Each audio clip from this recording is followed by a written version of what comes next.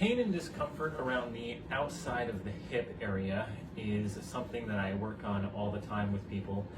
It's a very hard area for a lot of people to treat or figure out where the discomfort is coming from. But a lot of times it has to do with these muscles, the glute medius, glute minimus, and tensor fascia lata muscle here.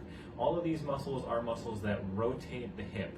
And one of the main reasons that they tend to get so tight and uncomfortable is we very rarely rotate the hip joint, which is turning the leg in and out. We very rarely rotate that joint through its full range of motion in our activities of daily living.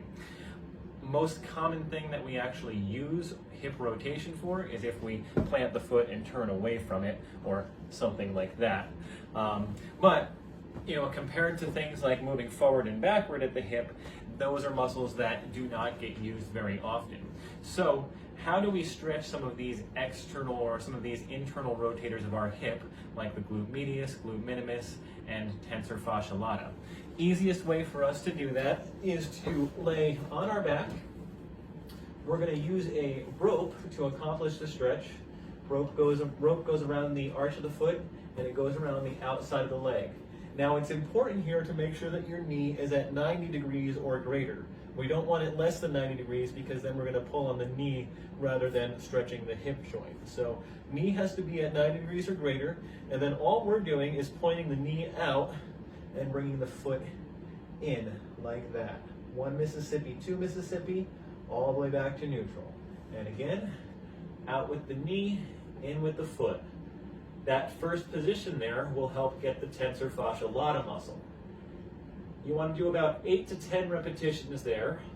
And after 8 to 10 repetitions, we're going to move this knee inward toward the midline about 5 degrees. Now, when we do the same motion, that's going to help get into a completely different muscle. That's going to be a little more gluteus minimus or gluteus medius. We're going to do the same thing there, pointing the knee out, bringing the foot in, 8 to 10 times there, and then we're going to move the knee in another 5 degrees. Last position. This is going to help get the rotational fibers of our psoas muscle.